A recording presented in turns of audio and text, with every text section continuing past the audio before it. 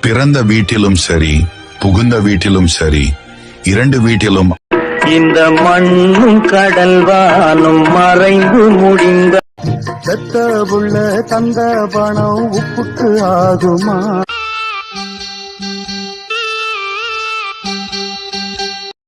இன்றைக்கும் என்றைக்கும் நீ எங்கள் காசு பணம் வந்தா நீ